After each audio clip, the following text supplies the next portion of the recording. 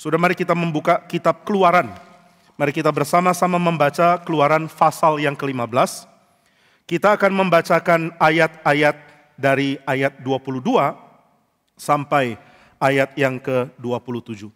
Keluaran pasal 15 ayat 22 sampai 27. Saya mengajak kita membaca bagian ini bergantian. Saya akan membacakan ayat 22 dan saya meminta saudara membaca 23 dan kita terus membaca sampai ayat yang ke-27.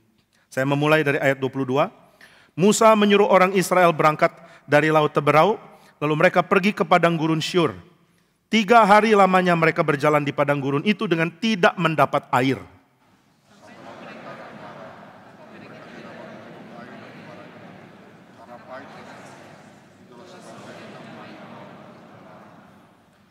Lalu bersungut-sungutlah bangsa itu kepada Musa, kata mereka, apakah yang akan kami minum?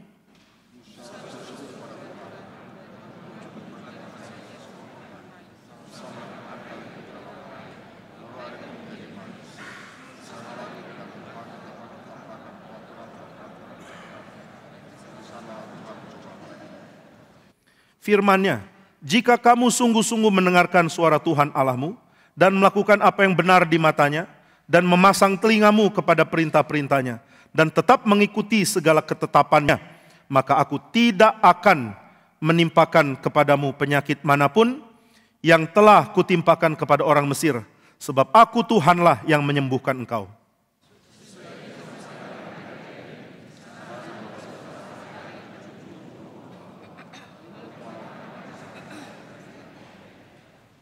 Saudara, di dalam bagian kedua, kita akan memberikan fokus di dalam bagian kedua dari ayat-ayat ini. Di dalam bagian kedua ada sesuatu yang dipahami oleh orang-orang yang menyelidiki perjanjian lama sebagai gambaran dari Israel. Ini adalah proto-Israelite simbol. Simbol-simbol Israel nanti setelah mereka menjadi bangsa yang secara utuh Tuhan bangkitkan. Nah, ini simbol belakangan. Maka saudara kalau membaca kitab suci, saudara akan melihat keindahan simbol ini saling berkait satu sama lain. Saudara akan melihat sesuatu yang diberitakan nanti sudah mulai diantisipasi di dalam bagian awal. Antisipasi ini adalah sesuatu yang disebut sebagai foreshadowing. Ada sesuatu yang dibayangkan dulu sebelum akhirnya menjadi sempurna di dalam kondisi kisah berikutnya.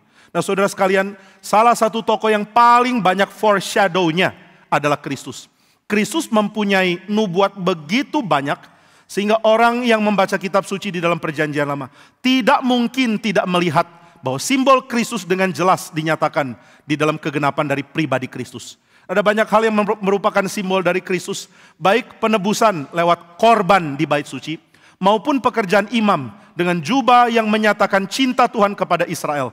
Ini semua dilengkapi, digenapi dengan sempurna di dalam kehidupan Kristus.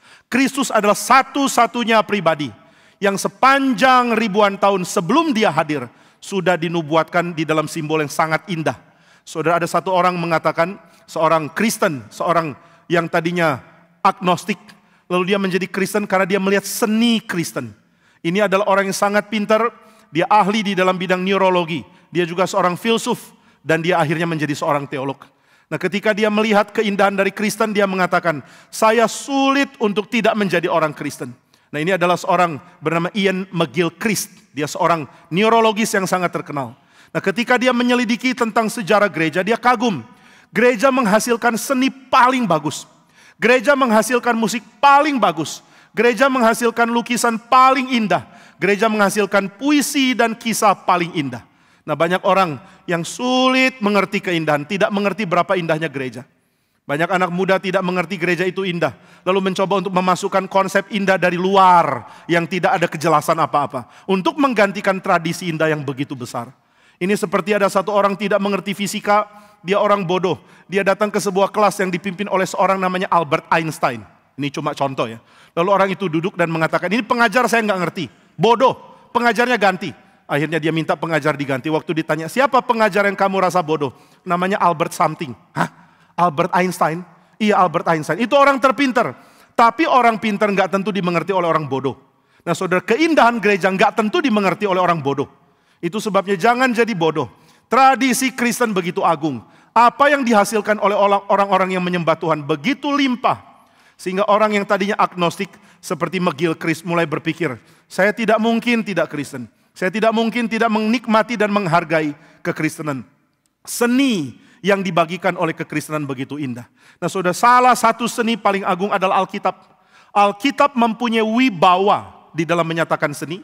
Alkitab mempunyai keagungan yang transenden sifatnya di dalam menyatakan seni. Maka ketika saudara melihat tentang simbolisme, tentang tema-tema seperti misalnya foreshadowing. Ini tema yang sangat lumrah ada di dalam penulisan novel, penulisan karya prosa, dan juga di dalam dunia film. Sesuatu yang sangat umum zaman sekarang ternyata sudah dikerjakan oleh Alkitab ribuan tahun lalu dengan keindahan nomor 1. Alkitab adalah seni tertinggi yang luar biasa indah. Maka untuk melihat simbol tentang Kristus, saudara bisa membaca ada begitu banyak hal-hal yang secara puitis, secara tulisan, secara literatur sangat unggul. Sebelum akhirnya kita menemukan ternyata Kristus yang menggenapi semua ini. Itu sebabnya orang yang membaca kitab suci dengan teliti, dengan baik, dengan penuh hati-hati. Waktu dia baca sampai Kejadian, terus telusuri sampai Perjanjian Baru. Dia akan menemukan Kristus dinyatakan dengan sangat spesial. Kristus dibagikan dengan cara yang sangat indah. Dan puncak yaitu salib dinyatakan dengan sangat luar biasa. Saudara, saya pertama kali menyadari ini sudah terlambat. Saya menyadarinya ketika saya sudah lulus STT. Terlambat ya. Tapi saudara masih belum terlambat karena belum masuk STT. Saya sudah lulus STT, kemudian saya mempersiapkan khotbah di Malang. Waktu itu saya mengeksposisi Injil Yohanes. Nah kalau saudara tanya kenapa Bapak eksposisi Injil Yohanes, kan Pak Tong sudah eksposisi. Nah, justru itu gara-gara Pak Tong. Pak Tong eksposisi Injil Yohanes, lalu saya merasa tertarik menikmati Injil itu. Saya sangat suka Injil Yohanes, maka saya coba untuk mengeksposisinya di Malang. Nah waktu saya coba mengeksposisi, saya menjadi sadar, kitab ini penuh dengan simbol. Nah banyak orang tidak sadar ya bahwa Yohanes mirip Wahyu. Tapi Wahyu simbolnya jelas, karena kita bingung waktu baca.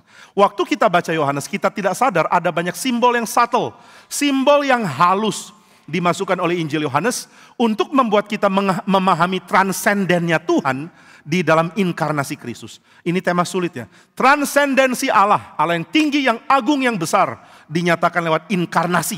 Sulit untuk pikiran kita terima ini. Maka kitab Yohanes menolong kita dengan banyak simbol, dengan banyak gambar. Nah maka saudara, setelah saya mempelajari, kemudian saya membaca. Ada satu tulisan, tebalnya kira-kira 500 halaman. Ini satu tulisan tebal 500 halaman, kalau saudara mau nanti tanya ke saya ya, saya ada PDF-nya. Kalau saudara bilang, Pak ini resmi atau enggak? Jangan khawatir, saya sudah beli buku resminya juga. Cuma waktu itu saya mau cari di mana susah loh. Akhirnya terpaksa harus download dari web yang kurang bisa diandalkan kelegalannya, kalau mau dibilang begitu. Tapi kemudian saya dapat kesempatan menemani Pak Stephen Tong ke Orlando, dan di sana ada toko buku yang jual buku-buku bekas. Nah, saya ketemu buku ini. Buku bekas dijual juga tidak mahal, cuma $16. Buku barunya jauh lebih mahal. Nah waktu saya lihat, saya langsung beli, dan sekarang saya sudah secara legal memiliki buku yang secara ilegal saya download. Nah jadi saya, kalau saudara mau yang membaca buku ini nanti coba minta ke saya. Kalau filenya masih ada ya, saya nggak tahu masih ada atau enggak. Nah saudara, ini 500 halaman loh. 500 halaman tentang apa? Hanya tentang prolog Injil Yohanes. Prolog itu Yohanes pasal 1, dari ayat 1 sampai ayat sekian. Saya agak lupa ayat berapa. Bukan seluruh pasal 1. Hanya prolog Injil Yohanes dibahas sampai 500 halaman oleh para ahli loh. Ahli-ahli itu nggak suka ngecap. Karena mereka nggak suka makan kecap. Jadi mereka tidak mungkin kasih bahasa yang nggak penting. Bayangkan 500 halaman dengan kepadatan akademik. Hanya untuk membahas pendahuluan Injil Yohanes. Wah saudara, dari beberapa penulis ini ada yang sudah meninggal. Saya yakin begitu sampai surga, mereka pertama mau ketemu Allah Tritunggal dulu. Setelah itu pasti mereka mau cari Yohanes. Mereka bilang, oh Pak Yohanes, engkau melakukan sesuatu yang bikin saya sibuk nulis sampai ratusan halaman. Ini pun belum tuntas. Yohanes tanya, hah 500 halaman? Memang kamu eksposisi seluruh Injil saya sampai 500 halaman? Lalu orang-orang ini mengatakan, salah Pak. Kami mengeksposisi baru pasal 1, itu pun belum tuntas. Itu sudah 500 halaman, Yohanes akan kaget sendiri. Dia pun gak sadar tulisannya begitu berbobot. Nah saudara, kalau sampai surga ya nanti tanya Paulus, tanya Yohanes, tanya Petrus, tanya Musa, tanya Yesaya, tanya siapapun. Mereka akan kaget kalau tulisannya ternyata lebih signifikan dari yang mereka pikir. Tulisan di dalam kitab suci makin berjalannya waktu makin dihargai. Orang dulu belum mengerti kelimpahannya, makin belakang orang makin sadar. Oh ternyata Alkitab begitu berlimpah. 500 halaman hanya untuk membahas pendahuluan dari Injil Yohanes. Nah saudara, ini adalah Injil yang begitu kaya dan menunjukkan kepada kita kekayaan literatur di dalam kitab suci. Seorang yang baru meninggal di awal tahun ini, seorang bernama Richard Hays. Dia mengatakan Alkitab penuh dengan gambaran yang saling berkait, dan gambar ini satu sama lain adalah seperti gema eko. Saudara membaca satu bagian seperti ada gema dari bagian lain di dalam kitab suci. Nah demikian juga bagian kita pada hari ini, ada semacam simbol untuk Israel nanti. Ada prototipe dari Israel dinyatakan di dalam bagian ini. Meskipun Israel sudah keluar dari Mesir dan mereka sudah jadi bangsa, tapi mereka belum jadi bangsa yang menetap di Kanaan, di dalam tanah yang Tuhan inginkan mereka hidup. Nah maka saudara, gambaran tentang prototipe Israel ada di sini. Dan ini gambaran tentang prototipe dari prototipenya Kristus. Karena Israel adalah lambang Kristus. Sedangkan bagian ini menunjukkan ada foreshadowing, ada simbol untuk nanti Israel ketika Israel menempati tanah Kanaan. Nah itu sebabnya saudara sekalian, waktu kita membaca Alkitab, kita tidak mungkin bisa membaca dengan limpah tanpa pertolongan orang lain. Kita saling belajar. Orang yang baca Alkitab lalu merasa diriku cukup, saya tidak perlu kelompok, saya tidak perlu KTB, saya tidak perlu PA, saya tidak perlu gereja, saya tidak perlu guru. Dia pasti akan jatuh di dalam kesesatan. Kalau saudara bilang, enggak tentulah Pak, jangan curigaan. Nah saudara, seorang bernama Fern Poitras mengatakan bahwa tendensi bidat ada pada kita semua. Waduh, kalau saudara pikir ini berarti di Pak Jimmy juga ada tendensi bidat dong. Apakah sekarang tendensi itu lagi keluar atau enggak? Semoga enggak ya, janganlah, enggak, kali ini enggak. Nah saudara, bagaimana supaya tendensi bidat itu bisa ditahan? Hanya ketika orang mempelajari Alkitab sebagai komunitas. Sehingga ketika ada satu tafsiran dikeluarkan, orang lain yang juga belajar akan mengatakan, sepertinya tafsiranmu kurang bertanggung jawab. Sepertinya yang kamu tafsirkan sangat berpotensi membuat orang salah ngerti. Nanti Tritunggalnya jadi salah, atau doktrin Kristusnya jadi salah, atau pengertian keselamatan jadi salah. Nah itu sebabnya mari belajar baca Alkitab sebagai komunitas. Tadi di potongan klip dari pemuda sudah diingatkan kita perlu belajar di dalam komunitas. Saudara anak muda, mari gabung di PA Pemuda. Kalau saudara bilang, enggak Pak, saya sudah banyak teman. Saudara bukan cuma perlu teman, saudara juga perlu komunitas belajar. Kenapa kita pergi sekolah? Karena kita perlu komunitas belajar. Belajar gampang kok, di YouTube ada semua. Ada satu orang ya bisa belajar cara bedah hanya dengan baca buku. Sudah tahu nama orangnya? Nama orangnya adalah Richard Baxter. Dia seorang pendeta, tapi dia suka baca buku. Nah satu kali dia baca buku tentang ilmu bedah dan dia mendirikan klinik bedah. Ini zaman dulu belum ada kode etik atau pemerintah yang menahan. Bayangkan kalau dia khotbah di tengah jemaat lalu dia lihat ada jemaat yang sakit perut. Perutnya dipegang. You kenapa? Aduh Pak sakit perut. Habis kebaktian ketemui saya di klinik ya.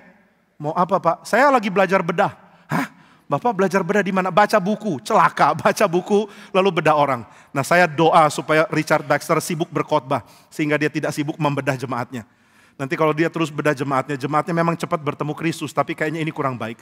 Nah saudara sekalian, ketika orang mengatakan saya mau belajar bisa akses YouTube, bisa dengar video di situ, bisa baca buku, betul bisa. Tapi saudara perlu komunitas yang saling tukar pikiran. Manusia tidak pernah diciptakan untuk menjalani hidup sendiri.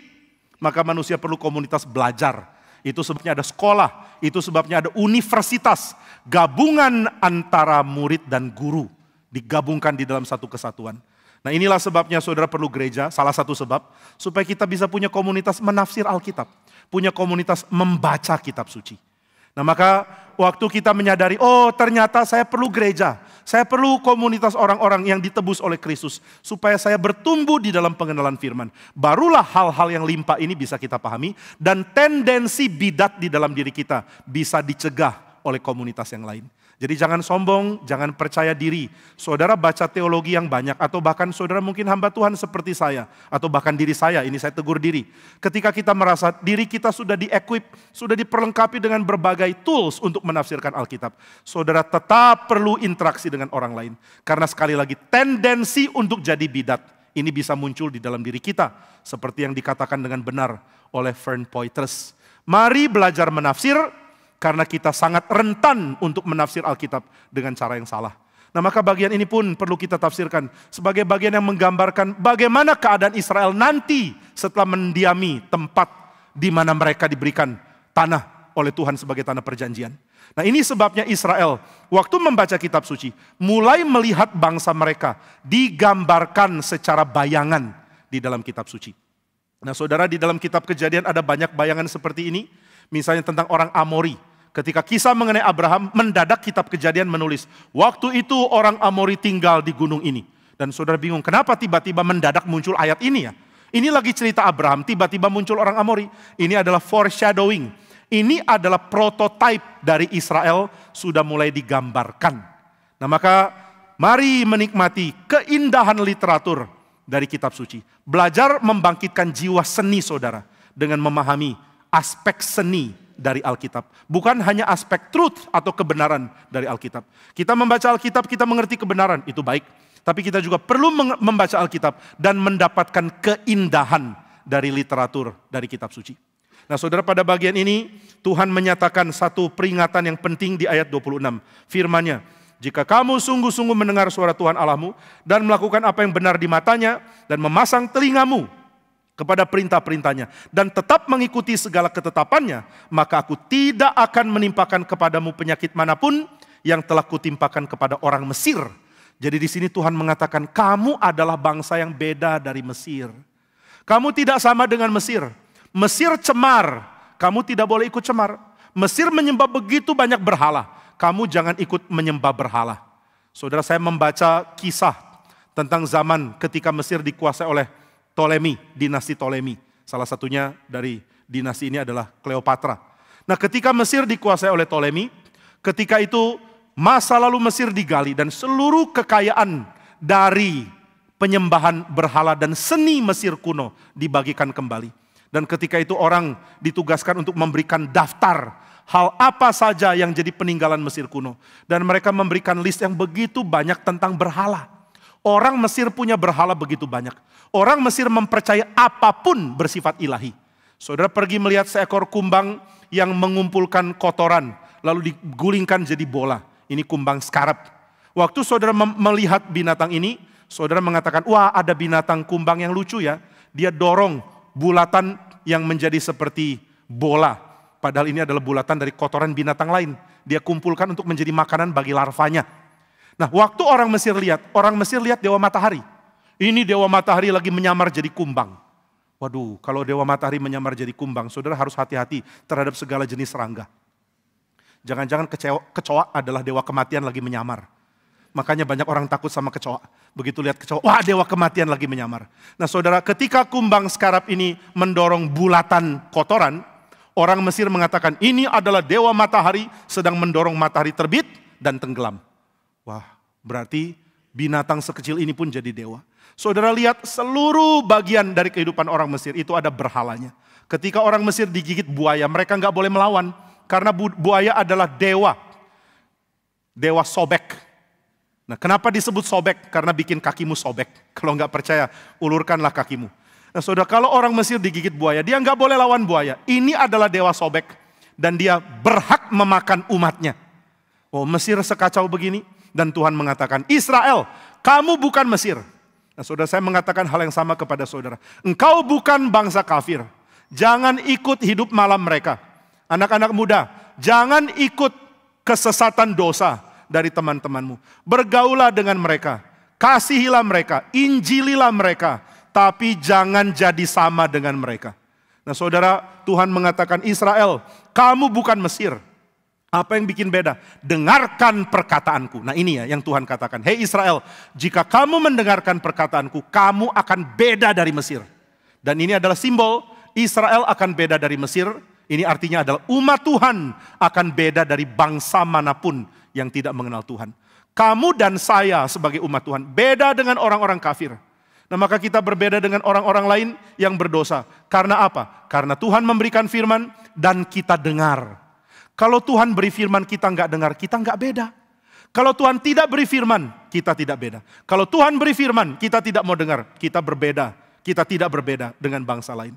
Nah maka Tuhan mengatakan Israel kamu harus beda. Karena kamu akan menjadi umat yang khusus. Yaitu umat yang siap hidup di tengah dunia yang sekarang. Nah ini hal penting yang akan saya jelaskan di dalam bagian berikut dari khotbah ini. Jadi bagian awal saya menjelaskan tentang pentingnya menjadi bangsa Israel di dalam rancangan Tuhan. Yang kedua, apa uniknya bangsa Israel? Saudara sekalian, Israel menjadi gambaran ideal atau gambaran sempurna bagi orang-orang yang hidup menggumulkan tentang bangsa. Ini mungkin terdengar aneh, tapi kalau saudara menggumulkan tentang sebuah bangsa, saudara akan sadar bahwa sebuah bangsa harus ditafsir dengan benar, sehingga bangsa itu mempunyai tujuan yang jelas. Saudara, di dalam kehidupan setiap bangsa, ada tujuan yang mau dicapai. Di dalam bangsa Indonesia pun ada tujuannya. Tujuannya memelihara kesatuan, mencerdaskan kehidupan bangsa, menjadikan bangsa ini berbagian di dalam kesejahteraan, menjadikan bangsa ini berbagian di dalam perdamaian dunia. Ini tujuan bangsa ini. Tujuan bangsa ini ada. Tujuan bangsa-bangsa di dunia juga ada. Tapi apakah tujuannya real atau cuma sekadar slogan yang tidak jelas apa perwujudannya? Nah saudara sekalian, banyak pemikir penting di dalam sejarah berusaha bergumul untuk mengerti apa itu kondisi ideal dari sebuah bangsa. Orang pertama yang sangat terkenal melakukan ini adalah Plato. Plato menulis buku berjudul Politeia. Politeia ini di dalam bahasa Inggris diterjemahkan menjadi Republik. Republik adalah karya Plato yang sangat penting. Ada yang mengatakan, jika engkau mau mempelajari filsafat, cukup baca Republik dari Plato. Lalu setelah itu baca buku mengenai Organon dari Aristotle. Di dalam dua buku ini, seluruh filsafat barat didirikan. Maka ada seorang bernama Alfred North Whitehead di abad 20, mengatakan bahwa seluruh sejarah filsafat barat itu cuma footnotes dari Plato dan Aristotle. Jadi apapun yang dibahas sekarang, dulu sudah pernah dibahas oleh Plato dan Aristotle. Nah jadi kalau saudara mau belajar filsafat, belajar Plato, belajar Aristotle sudah cukup. Begitu ada orang lain tanya kepada saudara filsuf lain yang saudara nggak tahu, jawabannya gampang. Itu cuma footnote. Kamu ngerti filsafat? Ngerti. Sudah baca Immanuel Kant? Aduh baca kok footnote. Wah jadi sombong ya. Baca Plato, baca Aristotle, banyak coverage yang mereka sudah buat. Nah saya nggak bilang saudara nggak perlu belajar yang lainnya. Cuma hal-hal lain biasanya mengikuti tema yang sudah diset oleh mereka berdua. Ini dua orang besar bukan main. Set dari tema sudah ditentukan meskipun kesimpulan berbeda. Nah saudara, Plato berpikir tentang sebuah republik, sebuah bangsa. Bangsa itu menjadi baik kalau apa ya? City state di Yunani, kerajaan kota di Yunani itu jadi baik kalau apa? Dia bergumul dan dia mengatakan city state hanya baik kalau ditangani secara komunis. Nah ini bukan komunis Marxis ya. Saudara jangan pikir Marx itu orang pertama yang mengemukakan komunisme. Sebelum Marx ada seorang bernama Thomas Hodgkin. Sebelum Thomas Hodgkin ada jauh sebelum, yaitu ada seorang namanya Plato yang menawarkan konsep komunisme. Apa itu komunisme? Semua orang setara. Semua orang tidak mempunyai kepemilikan pribadi. Semua orang bahkan tidak punya keluarga. Kalau ada orang mempunyai anak, dia harus diseleksi dulu. Apakah dia laki-laki yang sehat dan pintar? Dia boleh menikah dengan perempuan yang juga sehat dan pintar. Lalu anak-anak mereka akan diambil dan diasuh di dalam lembaga khusus mengasuh anak. Kenapa harus taruh di lembaga mengasuh anak? Karena orang tua sering error, nggak ngerti didik anak tapi nekat membesarkan anak. Jadi Plato mengatakan, sudahlah jangan serahkan ke orang tua. Orang tua ditanya pedagogi nggak ngerti, ditanya pendidikan anak nggak ngerti, ditanya keseimbangan disiplin dan hukuman, disiplin dan pujian juga nggak ngerti. Sudah banyak orang tua terbatas dan lemah dan kurang mengerti secara pemikiran. Tapi Tuhan menginginkan anak bertumbuh di dalam segala kelemahan orang tua. Bertumbuh melihat contoh ekspresi kasih yang sejati. Nah ini yang Plato nggak sadar. Tuhan mau anak punya orang tua, bukan anak punya lembaga pendidikan yang hebat waktu mereka masih kecil. Nah maka orang tua sangat penting, tapi Plato bilang sudahlah, orang tua gagal, orang tua nggak mengajar anak untuk berani, orang tua yang egois mengajarkan anak jadi egois, orang tua yang serakah bikin anak juga jadi serakah. Maka anak diambil dari keluarga dan dibina di dalam lembaga pemerintah yang diisi oleh orang-orang ahli di dalam mendidik anak kecil, anak remaja, dan juga pemuda. Nah ini idenya Plato. Jadi dia mengharapkan ada sebuah negara kota yang teratur, yang adil, yang benar, yang dipimpin di dalam hikmat, dipimpin oleh filosofer king. Nah saudara, banyak yang menduga Plato memberikan unsur filosofer king supaya orang sadar tidak ada seorang pun layak jadi raja selain Sokrates. Ini katanya ide terselubungnya Plato. Jadi bagi Plato orang terbaik yang paling mungkin untuk memimpin negara itu Sokrates. Kenapa Sokrates orang paling layak? Karena dia paling rasa tidak layak. Jadi dia harus jadi pemimpin. Ini agak mirip dengan sistem GRII ya. Yang rasa tidak layak justru ditunjuk. Maka kalau saudara ditunjuk, bilang aja saudara layak. Biar nggak ditunjuk. Kamu jadi ketua panitia ya? Boleh Pak, saya dari dulu sudah ambisi jadi ketua panitia. Oh nggak jadi. Puji Tuhan nggak jadi. Ya, gitu ya. Kalau sekarang kita ditawarin merendah. Ayo jadi ketua panitia. Jangan, aku tidak layak. Justru kamu rasa tidak layak. Kamu jadi ketua 4 periode. Nah ini yang terjadi. Nah saudara, Sokrates nggak mau jadi pemimpin. Maka Plato mengatakan, kamu harus jadi pemimpin. Sokrates tidak ingin menjadi penguasa. Plato mengharap justru orang seperti ini harusnya jadi penguasa. Tapi waktu ditanya bagaimana ada pemimpin seperti Sokrates. Kan Sokrates sudah mati. Plato mengatakan, bacalah buku Republik dan kamu akan belajar dari Sokrates. Jadi Republik ini adalah buku untuk mengcloning Sokrates. Kira-kira begitu kalau mau dibilang. Jadi Plato mau orang belajar mirip Sokrates. Wah, saya kadang-kadang ya kalau baca Plato sedih sekali. Kenapa ya? Dia bukan orang Kristen. Karena dia lahir sebelum Kristus memang. Tapi kenapa dia bukan umat Tuhan ya? Andaikan dia lahir agak belakangan. Lalu pikiran setajam ini dipikirkan di dalam tradisi Kristen. Itu akan bagus sekali. Dia akan mengatakan pemimpin harus merupakan peniru Kristus. Ini kan lebih baik daripada mengatakan pemimpin harus menjadi peniru Sokrates. Tapi apa boleh buat, Tuhan kadang-kadang mau mendidik kita rendah hati. Tuhan mengatakan saya kadang-kadang kasih ilmu terbaik kepada orang bukan Kristen. Supaya orang Kristen dengan rendah hati menyadari bahwa engkau spesial bukan karena engkau lebih pintar. Engkau spesial karena engkau ada firman. Kita tidak lebih pintar dari Plato, bahkan sangat mungkin lebih bodoh. Saya yakin ya kalau ada orang di sini merasa lebih pintar dari Plato, nanti akan terdengar gemar rupamu gitu ya. Kita tidak bisa menganggap diri selevel dengan Plato. Lalu kita tanya Tuhan, why have you chosen me? Kenapa engkau memilih saya? Saya bodoh, saya nggak bisa, saya tidak ada kuasa, saya tidak ada kekuatan. Tapi Tuhan mengatakan keunggulanmu bukan karena kamu kuat. Keunggulanmu bukan karena kamu lebih pintar. Keunggulanmu adalah karena kamu taat firman. Firman ada di tengah-tengah kamu dan kamu mentaatinya. Ini yang tadi kita baca. Inilah sebabnya kamu akan beda dari Mesir. Yaitu karena kamu mendengar firmanku dan mentaatinya. Saudara sekalian, orang Kristen mungkin lebih bodoh dari Plato. Tapi orang Kristen punya firman. Orang Kristen mungkin tidak bisa tulis buku sekualitas Republik. Tapi orang Kristen punya buku yang jauh lebih agung dari Republik, yaitu Alkitab kita. Inilah yang membuat kita spesial. Ketika saya baru lulus dari STT, Pak Ben panggil saya dan mengatakan, kamu akan jadi gembala sidang. Saya kaget, mana ada gembala sidang baru lulus. Masih evangelis, sekarang namanya vikaris. Masa vikaris jadi gembala sidang? Tapi Pak Ben mengatakan, ini sudah keputusan pimpinan. Saya bilang, ya sudah kalau keputusan pimpinan, apa boleh buat? Lalu saya tanya, bolehkah tahu pertimbangannya apa? Pertimbangannya ternyata satu, gak ada orang lain. Saya tadinya sudah pikir ada kualitas atau apa, tapi ternyata sudah lihat yang lulus gak ada yang lain. Ya sudahlah kamu aja, daripada gak ada orang.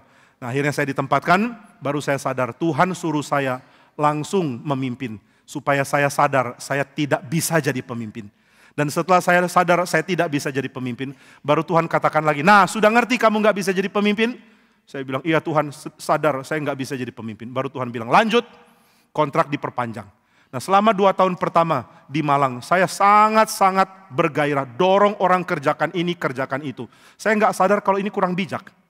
Rapat pengurus pertama, saya langsung bilang, Desember bikin KKR anak. Seluruh pengurus kaget.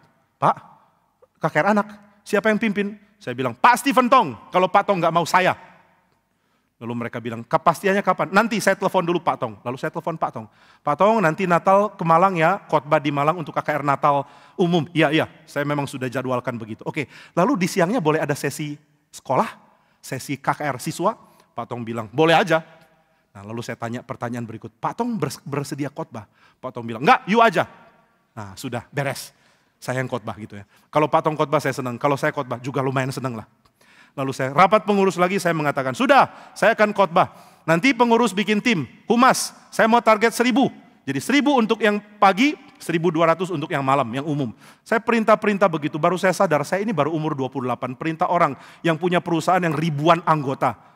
Saya sembarangan perintah mereka. Mereka kalau rapat perintah orang, sekarang diperintah anak ingusan umur 28 tahun.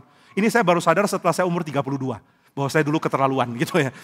Lalu saya pikir-pikir lagi, kok berani ya? Kok mereka nurut? Itu yang bikin saya paling heran. Satu kali saya berniat bikin seminar keluarga. Saya belum nikah. Bikin seminar keluarga. Orang yang datang 180, saya nggak ngerti. Lalu saya bikin seminar keluarga, setelah itu ada bapak-bapak umur 60 tanya, Pak, jadi didik anak remaja tuh gimana ya Pak? Saya pikir, saya kayaknya baru lepas remaja loh gitu ya. Sekarang saya kasih tahu anak orang didik remaja. Tapi saya langsung ingat, saya tidak pakai hikmat saya pakai kutipan dari John Calvin, dari Martin Luther. Mereka lebih bijak. Maka saya pakai sistem teologi untuk mengajar jemaat mengerti. Bukan pakai pengalaman saya. Nah setelah saya pikir-pikir, wah Tuhan itu beranugerah. Saya nggak pernah dilawan orang, nggak pernah ada konflik, orang kok nurut-nurut aja. Padahal saya nggak ada pengalaman dan terlalu muda. Nah setelah itu saya sadar, Tuhan, semua ini cuma karena anugerah. Saya nggak punya kemampuan. Kalau gitu tolong yang berikutnya saya dibawa orang aja. Jangan jadi pemimpin lagi. Tapi Tuhan suruh saya pergi ke Bandung. Di Bandung 12 tahun jadi gembala sidang lagi. Sudah sampai bingung. Kenapa terus menerus Tuhan percayakan? Karena rasa diri tidak layak. Saudara kalau rasa diri layak, saudara sulit jadi pelayan apapun. Tuhan tidak akan dipermuliakan dan tidak mau dipermuliakan oleh orang yang menghambat kemuliaan Tuhan dan menggantinya dengan dirinya. Maka mari kita sadar, orang Kristen itu dipilih karena anugerah. Why have you chosen me? Out of millions, your child to be. You know all the wrongs that I have done. Saya sudah lakukan begitu banyak kesalahan. Saya sudah begitu dosa, melakukan begitu banyak dosa. Kenapa Tuhan masih mau pilih saya? Kenapa Tuhan pilih orang-orang biasa dan tidak pilih Plato? Kenapa Tuhan pilih orang dengan kapasitas akademik yang netral, normal, bahkan mungkin di bawah standar. Dan tidak memilih orang-orang jenius seperti Nietzsche, Aristotle, dan tokoh-tokoh lain. Ini semua anugerah Tuhan bagi kita. Maka kita tidak boleh sombong. Itu sebabnya Tuhan kadang-kadang ingatkan kita. Ini salah satu tujuan kenapa belajar filosofi. Salah satunya untuk membuat kita sadar. Orang pintar begitu banyak, kok yang dipilih saya? Orang lebih pintar dari banyak orang Kristen, sangat banyak. Tapi Tuhan tidak gubris mereka. Dan Tuhan berikan belas kasihan kepada kita. Nah maka saudara, kita menjadi umat bukan karena kita lebih pintar. Nah Plato mengatakan, Republik harus meneladani Sokrates. Yang mau jadi pemimpin tiru Sokrates. Tiru apa? Dia tidak pernah sombong. Dia diskusi dengan orang. Dia tidak pernah rasa diri paling benar. Dia terus mau cari kebenaran. Dia tidak pernah membekukan kebenaran hanya di dalam pikiran dia. Inilah yang harusnya jadi raja. Philosopher king adalah Sokrates. Dan siapa mau jadi philosopher king harus belajar dari Sokrates. Nah ini yang dipahami Plato. Tapi Plato mengalami satu kesalahan yang hanya Alkitab bisa deteksi. Yaitu Plato menyiapkan sebuah negara yang ideal tapi tidak realistis. Negara ideal tapi tidak realistis. Ini yang kemudian disebut sebagai utopia. Nah saudara, seorang di abad 16 namanya Thomas More. Dia tulis buku judulnya Utopia. Nah ini tulisan yang unik karena kata utopia ini diambil dari bahasa Yunani. Dan topos dalam bahasa Yunani artinya adalah tempat. Utopia ini gabungan dari dua kata. You dan topos. Nah sekarang orang tanya sama Thomas More, you itu apa? Karena you dalam bahasa Yunani itu bisa ditulis OU, artinya adalah tidak ada. Tapi bisa ditulis EU, artinya adalah baik. Maka utopia artinya adalah tempat yang bisa artinya tidak ada, bisa artinya baik. Nah maka Thomas More sengaja cuma tulis utopia. Sehingga orang nggak tahu ini OU atau EU. Nah ini brilian ya. Judul pun sudah bikin orang mikir. Ini salah satu contoh orang pinter. Kalau GRI Karawaci mau pinter, bikin judul seminar yang bikin orang mikir. Tapi saking sibuknya mikir, mereka nanti lupa mendaftar. Jadi kurang cocok. Nah saudara, apa arti utopia? Hey Thomas, kamu tuh mau tulis apa sih? Thomas mengatakan, saya mau bikin tempat ideal. Tempat ideal. Namanya apa? Namanya utopia. Utopia, tempat yang bagus. Bisa juga artinya tempat yang gak ada. Nah ini sindiran. Sindiran bahwa tempat yang bagus dan tempat yang gak ada. Itu bisa disebut sinonim. Aku mau tinggal di tempat yang ideal, yang bagus. Sama dengan tinggal di tempat yang gak ada. Saudara, beberapa waktu yang lalu ada seruan ya. Tinggalkan negara ini atau apa, saya lupa lah pokoknya seruannya. Pindah aja atau apapun. Nah ini utopia, penganut utopia yang salah. Ayo kita gak suka di negara ini ada kekurangan. Loh, saya mau tanya, di mana yang gak ada kekurangan? Amerika bebas gak ada kekurangan. Ya kekurangannya kecil lah, paling ditembakin di sekolah. Saudara, mau di mana sih yang baik? Nggak ada loh. Ini sesuatu yang harus kita pikirkan. Selama Tuhan Yesus belum datang kedua kali, tidak ada tempat sempurna di dunia ini. Nah maka kalau saudara baca Alkitab, jangan sangka bahwa Alkitab sedang suruh kita untuk bikin tempat sempurna. Bukan. Alkitab sedang perintahkan kita untuk membentuk komunitas yang real, yang bertumbuh, meskipun bukan ideal, bukan sempurna. Yang sempurna di dalam pengertian Tuhan. bukan yang sempurna di dalam pengertian ideal. Maka Thomas More memberikan pengertian bahwa tempat yang ideal itu nggak ada. Ada tempat yang bagus, pemerintahannya bagus, rakyatnya bisa bersenang-senang, nggak ada. Saudara mungkin tahu jokes dari komunisme dulu ya. Dulu di zaman komunis USSR, zamannya Uni Soviet, Rusia. Ada lelucon yang sangat penting, yang sangat menyindir. Ada satu orang muda lulus dari sekolah teknik nuklir. Pinter bukan main. Lalu dia dikirim menjadi ahli di dalam reaktor nuklir di satu tempat di Siberia. Mamanya sangat ketakutan. Nak, mama dengar di sana keadaan buruk sekali. Orang dipaksa kerja dan kalau tidak berhasil akan dilemparkan keluar, beku mati di salju. Lalu tidak dikasih makan yang cukup, disiksa kalau pekerjaannya jelek dan dipenjara kalau diduga memata-matai pekerjaan dari pemerintah Rusia. Jangan pergi ke sana, nak. Anak itu bilang, ma kalau saya nggak pergi, mama bisa ditangkap, saya bisa ditangkap. Sudahlah saya pergi aja. Tapi nak, mama mau tahu kabarmu. Oke kabar, oke saya akan kasih kabar. Tapi surat pasti disensor. Pemerintah komunis kan sangat suka sensor. Mereka benar-benar ingin tahu apapun yang terjadi pada kita. Mereka begitu memperhatikan. Gitu ya. Jadi apapun yang terjadi diperhatikan. Kalau saya tulis surat ke mama, pasti dicek. Dan kalau dicek ketahuan saya melaporkan yang buruk, saya ditangkap. Oh begini aja nak, mamanya bilang. Kamu tulis surat, kalau pakai tinta biru, berarti semua yang kamu tulis itu benar. Kalau kamu tulis tinta merah, berarti semua yang kamu tulis itu kebalikannya realita. Oh iya, oke. Akhirnya anaknya pergi, dia kerja di reaktor nuklir, lalu mamanya tunggu 1 bulan lewat, 2 bulan lewat, akhirnya 6 bulan. Datang surat dari anaknya. Wah puji Tuhan anakku sudah kirim surat. Mamanya buka surat itu, dia lihat ditulis pakai tinta biru. Berarti yang ditulis itu sesuai kenyataan. Wah mamanya senang. Dia baca suratnya, ma di sini semua kondisi bagus. Kami dapat pekerjaan yang nyaman, kami kerja sampai sore, setelah itu pulang, habis itu dapat tiket nonton konser, dan di sini keadaan baik. Tidak pernah ada penangkapan yang tidak adil, tidak pernah ada pemaksaan, tidak pernah ada orang yang dihukum, tidak pernah ada orang dituduh spionase. Pemerintah di sini sangat baik, semua ada di sini. Cuma satu yang nggak ada, tinta merah, gitu ya. Nah, saudara, ketika orang mengatakan komunisme adalah perwujudan paling bagus dari negara. Thomas More di abad 16 sudah tulis buku Utopia. Thomas More akan geleng kepala dan mengatakan bodoh, belajarlah dari saya. Tidak ada ideal, ideal itu enggak ada. Di Jerman ada sekelompok filsuf dari tradisi Frankfurt. Ada orang namanya Max Horkheimer, ada orang namanya adalah Theodor Adorno, lalu satu orang lagi adalah Walter Benjamin. Nah ini orang-orang membentuk School of Frankfurt atau aliran Frankfurt. Nah ini adalah aliran yang sangat-sangat sedih karena Marxisme itu menjadi ideologi. Bagi mereka Marxisme itu filsafat bukan ideologi. Kalau dijadikan ideologi ini akan menjadi politik yang keras dan menindas orang.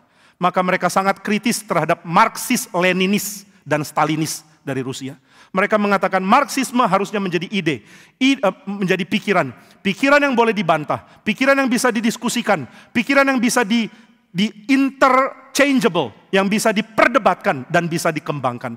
Kalau pikiran sudah dibakukan, nggak boleh diperkembangkan lagi, itu jadi ideologi. Dan setiap ideologi mematikan. Dan mereka membuktikan dengan negara Uni Soviet, mereka membuktikan dengan keberadaan dari negara-negara komunis yang akhirnya menjadi lebih parah daripada pemerintahan yang mereka ganti. Nah maka mereka kritik fasisme dari Jerman, tapi mereka juga kritik Marxisme dari Uni Soviet. Nah maka kelompok ini ya, Frankfurt School mempunyai satu ide yang ditawarkan. Bahwa setiap pikiran yang indah di dalam filosofi, jangan dijadikan ideologi. Lalu engkau mati-matian berperang demi ideologi itu. Nah saudara, hal yang sama saya pikir sangat penting untuk teologi. Teologi reform adalah teologi yang bisa didiskusikan, yang bisa jadi berkat, yang sangat penting untuk mengerti kitab suci. Tapi ini bukan ideologi untuk menjadi alasan berperang. Saudara nggak perlu bantah-bantahan, pukul-pukulan, hantam-hantaman demi sesuatu yang namanya doktrin atau teologi.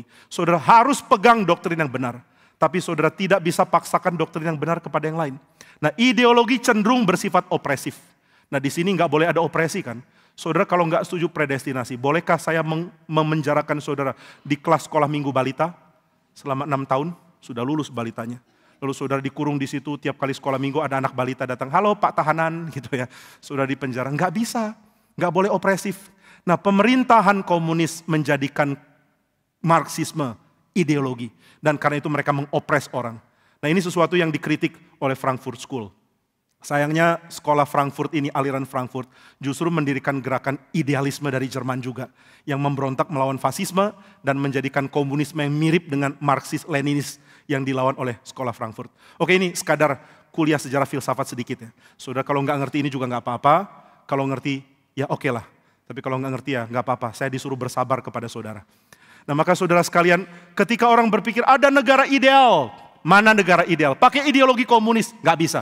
Mana negara ideal? Pakai ideologi fasisme? Nggak bisa. Mana negara ideal? Nggak ada. Lalu apa yang harus kita perjuangkan? Yang kita harus perjuangkan adalah negara yang realistis. Realistis itu apa? Realistis berarti saudara ada di dalam kondisi real saat ini, tapi realistis berpengharapan. Nah ini tema dari seorang bernama Abraham Kuyper. Kuyper mengatakan seni menggerakkan orang untuk mengerti realita dan pengharapan. Realistis tapi eskatologis. Eskatologis maksudnya akhir zaman ya. Realistis tapi berpengharapan. Maka sebuah komunitas yang baik itu bukan komunitas yang sempurna. Melainkan komunitas yang lihat ke depan. Dan mengetahui nanti ke depan itu masih lama. Kita belum di situ. We are not there yet. Kita belum sampai pada tujuan. Tapi kita sedang berproses menuju tujuan itu. Dan di dalam proses menuju tujuan, kita sedang dibimbing oleh sesuatu yang baik. Nah inilah yang sedang ditekankan. Maka ketika bangsa Israel mempelajari Keluaran 15. Mereka menyadari ada satu hal yang sangat indah. Yaitu mereka sedang dibimbing menuju ke tanah perjanjian. Mereka belum di sana. Dan Tuhan ingin mereka melihat realitas perjalanan di padang gurun. Tuhan gak sembunyikan realitas ini dari mereka loh. Baru jalan berapa lama? Sudah jalan 3 hari gak ada air. Ini yang kita baca sebelumnya. Sudah sampai di tempat yang ada air. Ternyata airnya gak bisa diminum. Pahit. Mereka sebut tempat ini Mara. Ini fakta. Ini realitas padang gurun. Di padang gurun orang memang akan kehausan. Di padang gurun orang memang akan menemukan harapan palsu. Ada seperti oasis. Ternyata hanya fata morgana. Ada seperti tempat air, ternyata racun dan gak bisa diminum. Inilah fakta padang gurun. Nah saudara, Tuhan sedang membukakan hal yang sama kepada orang Kristen. Kita sedang hidup di dunia, inilah fakta hidup. Fakta hidup orang Kristen bisa bergumul dengan penyakit. Fakta hidup orang Kristen bisa hidup dengan keadaan cacat. Ini fakta. Maka saudara tidak boleh menghakimi orang dalam kondisi yang tidak seperti umum. Orang cacat lalu saudara bilang, mungkin dia berdosa. Ini sama jahatnya dengan orang-orang di dalam Injil yang Yesus tegur ketika mengatakan orang buta ini berdosa. Nah maka saudara sekalian, kita melihat Tuhan mendidik orang Israel untuk mengerti realitas. Kamu ada di padang gurun pasti haus. Kamu ada di padang gurun pasti bergumul dengan ular berbisa. Satu kali mereka digigit ular berbisa. Kamu di padang gurun pasti bergumul dengan sulitnya padang gurun. Nah inilah prinsip penting termasuk di dalam mendidik anak. Orang tua yang dicintai Tuhan. Didik anak saudara dengan cinta Tuhan. Cinta yang membentuk anak dan mendisiplin anak. Jangan berhalakan anak. Orang tua yang kalau lihat anak rasanya nggak ada cacat, itu orang tua yang nggak realistis. Orang tua lihat anak harus tahu lebih dan lemahnya anak. Tapi harus dicintai. Di dalam kitab suci, Allah Bapa mengatakan kepada Yesus Kristus, engkaulah anakku yang kukasihi. Kepadamu aku berkenan. Bapa tidak malu mengekspresikan perkataan perasaannya kepada anak. Jadi orang tua belajar dari Allah Bapa ya, jangan belajar dari tradisi. Tradisi saudara mungkin tradisi yang dingin, gak pernah mengekspresikan kasih. Jangan lanjutkan. Papaku gak pernah mengekspresikan kasih, ya jangan diteruskan. Saudara saya punya papa yang paling gak ngerti bagaimana mengekspresikan kasih. Dia cuma tahu kalau lagi mau marah ya marah. Kalau lagi gak marah dia diam. Kalau lagi diam dia ngobrol sama orang lain. Saya paling sedih ketika satu kali dia ajak saya jalan-jalan. Ayo kita jalan-jalan ke Jakarta. Saya pikir ini father son quality time. Saya waktu itu masih SMP kelas 1 kalau nggak salah. Ya, SD kelas 6. Lalu kami pergi di jalan. Sepanjang jalan ternyata papa pergi dengan satu orang temannya. Kita naik kendaraan umum waktu itu. Lalu papa bicara terus dengan temannya. Saya bingung, kapan saya diajak. Lalu setelah itu sampai di Jakarta ke rumah saudara. Mereka ngobrol dan saya bengong. Setelah itu pulang sampai rumah papa bilang, senang nggak? Saya bilang, senang apanya? Saya bilang, bosen. Saya nggak dianggap. Gitu aja marah. Memang kamu masih anak, mau dianggap apanya? Katanya begitu. Nah papa saya nggak ngerti mengekspresikan kasih. Setelah dia bertobat jadi Kristen, baru dia mengerti. Selama ini dia membesarkan anak dengan cara yang kurang bijak. Tapi dia mau perbaiki keadaan gimana? Nggak bisa. Dia nggak perlu memperbaiki, Tuhan sudah perbaiki. Nah ini pentingnya. Saudara jadi orang tua jangan merasa bersalah. Saya sudah salah langkah, sudah salah memperlakukan. Harus bayar balik. Kamu tidak bisa bayar. Kristus yang bisa bayar. Saudara tidak bisa bayar kesalahan saudara, Kristus yang bisa. Maka dengan penuh rendah hati datanglah kepada Tuhan dan mengatakan, Tuhan, saya sudah bersalah kepadamu jadi orang tua yang gak beres. Sekarang Tuhan, perbaikilah saya, perbaikilah keluarga saya. Ini sangat mungkin di dalam Tuhan. Nah maka ketika papa saya bertobat, dia gak berusaha untuk memperbaiki kesalahannya dengan membayar, gak mungkin. Tapi dia berusaha untuk menjadi ayah yang lebih baik setelah itu. Tapi ya waktu itu saya sudah umur 21 sih. Agak terlambat kalau mau ajak kemana-mana lagi. Tapi saya memaklumi dan menghargai niat dia. Dan cara dia merawat mama waktu sakit membuat saya sadar ini orang yang sudah berbeda. Sudah orang yang berubah oleh karena Injil Tuhan. Nah maka jadi ayah atau jadi ibu, jangan tidak belajar Alkitab. Jangan mengekspresikan kasih berdasarkan tradisi. Kalau tradisimu dingin, dihangatkanlah oleh Injil. Kalau tradisimu terlalu memanja anak, dibuat bijak oleh sistem keadilan Tuhan. Biarlah kita tidak mendewakan anak. Anak yang diberhalakan jadi setan. Saudara pasti gak mau anak saudara jadi setan. Anak yang dididik dengan tepat, dia menjadi kabar Injil yang baik di dalam kesaksian hidup maupun perkataan mulutnya. Nah maka saudara, mari belajar dari kitab suci tentang bagaimana Tuhan mengasihi sang anak yaitu Kristus, tapi juga memperlakukan dia dengan keras sesuai dengan tujuan.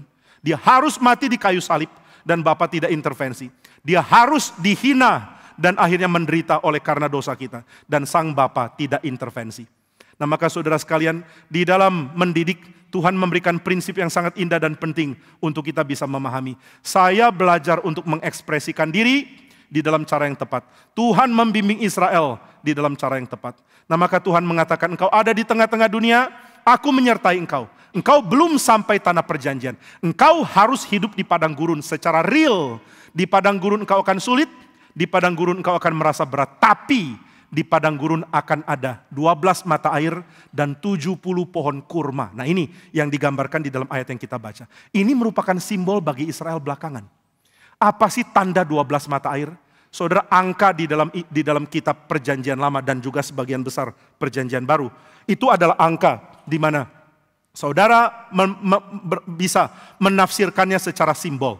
Ada simbol di dalam angka. Nah maka ketika saudara mempelajari perjanjian lama, waktu lihat angka, langsung koneksikan dengan kisah. 12 itu apa ya? Paling dekat dengan angka 12 adalah 12 suku Israel. 12 menunjukkan totalitas dari umat Tuhan. Kesempurnaan umat Tuhan. Saudara ingat ketika Yesus memberi makan 5.000 orang? 5.000 orang ini mewakili umat Tuhan. Semua sudah makan dengan kenyang. Lalu ada sisa berapa keranjang? Sisa 12 keranjang. Kira-kira 12 keranjang ini untuk siapa ya? Orang Manado selalu tafsirkan untuk babungkus, katanya begitu. Biasa kalau kebaktian ada makan-makan, sisanya dibungkus ya. Saudara di GRI Karawaci, kalau memang ada makan-makan, tolong jangan serakah berbungkus. Ini sesuatu yang mungkin simple, tapi saudara harus bisa menahan diri.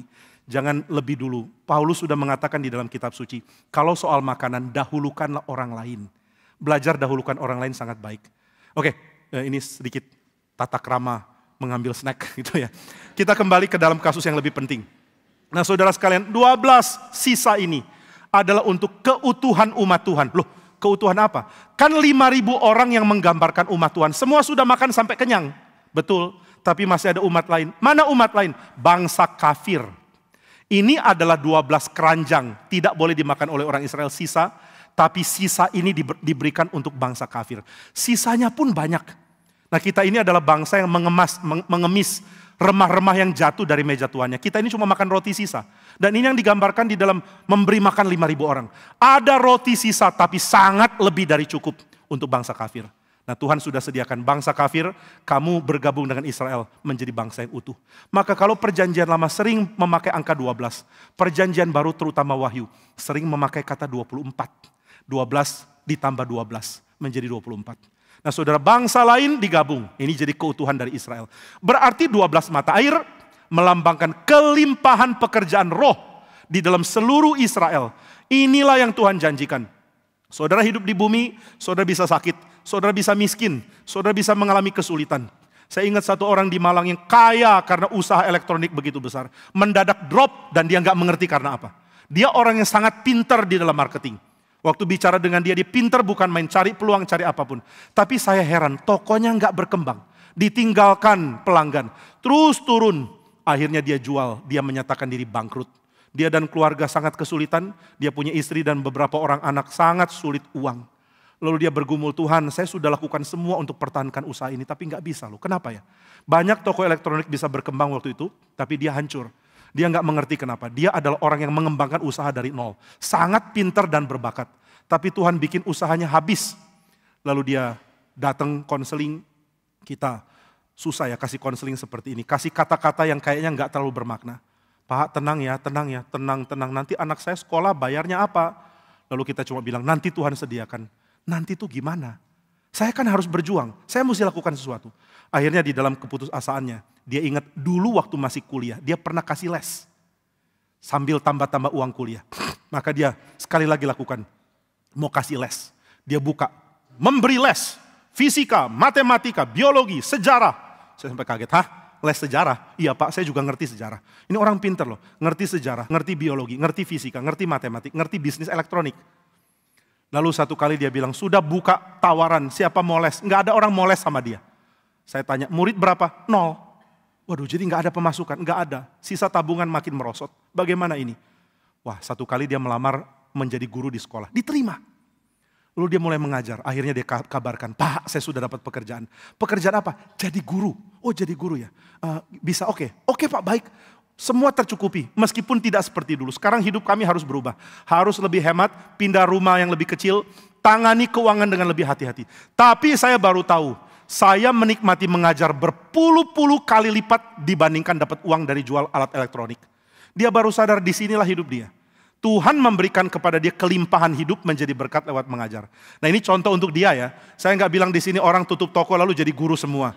Mungkin saudara guru yang jelek sekali, nggak tentu ini cerita untuk saudara.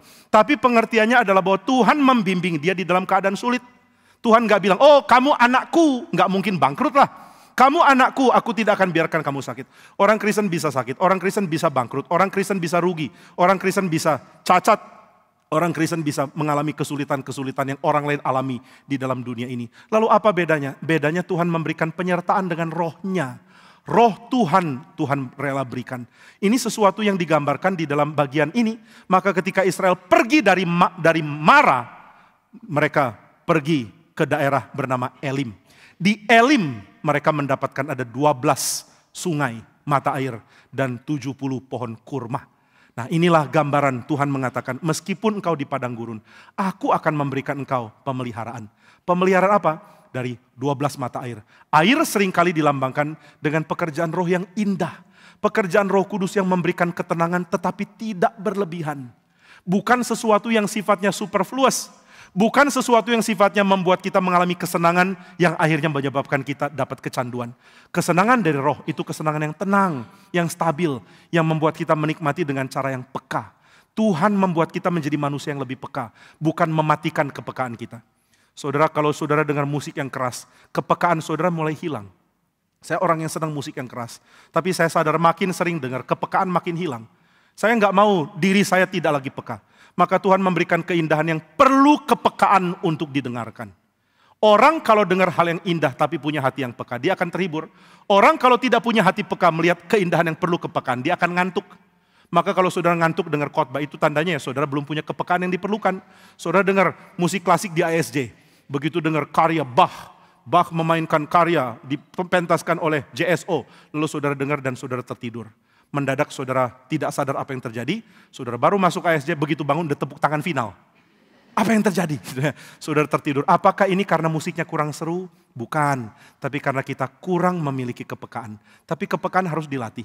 Nah saudara, Roh Kudus adalah roh yang ketika bekerja membuat kita peka. Roh Kudus bekerja dalam hidup saudara, memberikan saudara kemampuan menikmati firman. Dan firman yang saudara baca adalah firman yang ditafsirkan dengan cara yang biasa sepertinya. Tapi orang peka akan melihatnya sebagai keindahan. Saya ingat perkataan dari Craig Bartholomew. Dia mengatakan seorang anak ya kalau lihat ada yang indah, dia akan berekspresi luar biasa. Kita lihat itu biasa. Nah mari kita jadi orang peka. Yang lihat hal yang orang lain lihat biasa. Kita mengatakan puji Tuhan untuk hal ini. Orang lain lihat bilang ini aja kok puji Tuhan. Cuma ini kok puji Tuhan. Tapi kita mengatakan maaf, saya dilatih Tuhan untuk peka. Saya sudah tahu ini hal yang indah. Nah Roh Kudus memberikan kepekaan di dalam hidup kita. Lalu dikatakan selain ada 12 mata air yang melambangkan pekerjaan roh kepada seluruh kegenapan umat Tuhan. Bukan hanya pemimpin tapi seluruh umat. Juga dikatakan ada 70 pohon kurma. Nah kurma ini simbol dari apa ya? Bukan simbol buka puasa. Jadi jangan terlalu kontekstual dalam hal ini.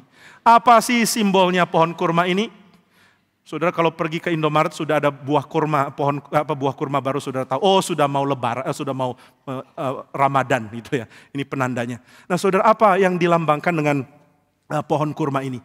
Pohon kurma ini adalah sesuatu yang di dalam simbol belakangan menunjukkan guru dan pemimpin bangsa. Nah saudara, guru dan pemimpin bangsa ini relasi dekatnya adalah kepada 70 tua-tua.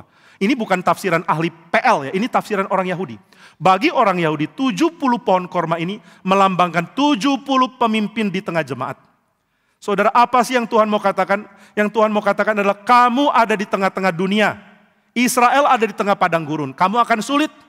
Saudara, Tuhan mengatakan hal yang sama kepada gereja. Engkau akan sulit, tapi engkau akan disertai. Apa tanda penyertaan Tuhan? Roh Kudus menyertai. Dan yang kedua, pemimpin-pemimpin akan Tuhan bangkitkan. Bukan satu tapi banyak. Pemimpin-pemimpin akan Tuhan bangkitkan. Inilah lambang 70 pohon korma. Jadi orang Israel mendapatkan secara fisik apa yang mereka perlu. Mereka minum air, mereka makan buah kurma. Dan mereka menikmati elim dengan hal yang bersifat fisik. Tapi hal yang bersifat fisik ini adalah simbol untuk hal yang spiritual juga. Maka di dalam kondisi kita di gereja, kita perlu Roh Kudus supaya kita jalan di dalam realitas dunia. Kenyataan dunia yang kadang pahit, tetapi kita sadar ada Roh Kudus menyertai dan juga ada pemimpin-pemimpin memberikan hardikan, memberikan teguran, memberikan firman Tuhan dan memberikan pengajaran. Nah, di sini kita melihat Tuhan sedang membuat semacam kondisi baik yang bukan bersifat utopia. Kondisi baik non-utopis. Kondisi baik yang tidak sama dengan utopia. Yaitu kondisi real tapi berpengharapan. Kondisi nyata tapi melihat ke depan. Nah, apa yang menguatkan kita sampai yang Tuhan janjikan jadi? Ada 12 aliran dari sumber sungai, dari sumber air. Dan ada 70 pohon kurma. Apa yang disimbolkan oleh hal ini? Ada pekerjaan Roh menuntun saudara. Dan ada pemimpin-pemimpin. Ada orang-orang yang saleh yang Tuhan bangkitkan menjadi pemimpin. Maksudnya adalah hamba Tuhan, bisa orang awam, bisa jemaat yang saling membimbing satu sama lain. Saudara, banyak orang Tuhan bangkitkan meskipun tidak jadi pendeta, tapi menjadi pemimpin spiritual yang saleh dan yang baik. Saya harap dari GRI Karawaci muncul pemimpin-pemimpin baik yang nanti jadi hamba Tuhan maupun yang menjadi pemimpin secara rohani. Pemimpin rohani harus punya hati yang siap direndahkan. Pemimpin rohani tidak boleh mau menjadi pemimpin dunia, mau mengatur, mau memerintah. Pemimpin rohani adalah orang yang harus menyatakan firman, harus membela nama Tuhan, tapi harus melakukannya dengan sifat seorang gembala yang penuh kesabaran. Ini yang Tuhan mau ada muncul, baik lewat hamba Tuhan yang Tuhan bangkitkan full time, maupun di tengah-tengah jemaat menjadi pemimpin dari jemaat Tuhan. Nah saudara, di dalam seminar TKN kita berharap orang-orang muda mampu menjadi konselor bagi temannya yang mengalami gangguan mental. Ini saya tidak mengatakan orang yang diundang di seminar hanya orang yang mengalami mental problems ya. Tidak. Tapi orang bisa menjadi berkat dengan saling konseling satu sama lain. Dan mereka perlu panduan untuk mengerti hal ini. Maka Tuhan menjanjikan kepada Israel, engkau akan aku pelihara. Pelihara dengan apa? Dengan penyertaan Rohku dan dengan pemimpin-pemimpin yang aku bangkitkan. Inilah yang menyukakan kamu. Mari kita berpuas dengan hal ini. Saudara ada di dunia, saudara akan mengalami hal yang orang dunia bisa alami. Tapi jangan takut, Tuhan memimpin, Tuhan memberikan rohnya, dan Tuhan membangkitkan pemimpin-pemimpin. Nah biarlah kita berfokus untuk menjadikan Kristus menjadi tujuan, dan kita sadar hidup yang kita jalani adalah hidup di dalam penopangan Tuhan. Nah harap kita bertumbuh di dalam kedewasaan, bertumbuh di dalam iman, dan bertumbuh di dalam pengenalan akan Tuhan. Mari kita berdoa. Bapa di surga, kami rindu diberkati oleh Tuhan dengan pengertian yang benar tentang Tuhan. Dan setelah kami menyadari indahnya penyertaan Roh-Mu, indahnya berkomunitas di dalam pimpinan dari hamba-hamba-Mu yang Engkau bangkitkan, kami jadi sadar bahwa kami harus bersaksi mengabarkan Injil. Kami mau berjanji menarik lebih banyak orang untuk menjadi bagian dari gereja-Mu, sehingga orang-orang yang tidak mengenal Kristus dengan segala kesempurnaannya. Biarlah kami menjadi saksi yang menikmati hidup di dalam Kristus, dan juga menawarkan orang lain untuk menikmati hidup di dalam Kristus. Tuhan, kami tidak menawarkan utopia ketika kami memberitakan Injil, tapi kami menawarkan kehidupan yang real dijalani, tapi dijalani di dalam penyertaan Tuhan. Terima kasih untuk anugerah-Mu. Kami bersyukur hari ini kami dapat memuji Tuhan, kami dapat mendengarkan sharing pelayanan yang menguatkan kami, dan kami mendapatkan khotbah dari Tuhan sendiri. Terima kasih untuk anugerah-Mu. Di dalam nama Tuhan Yesus kami berdoa. Amin.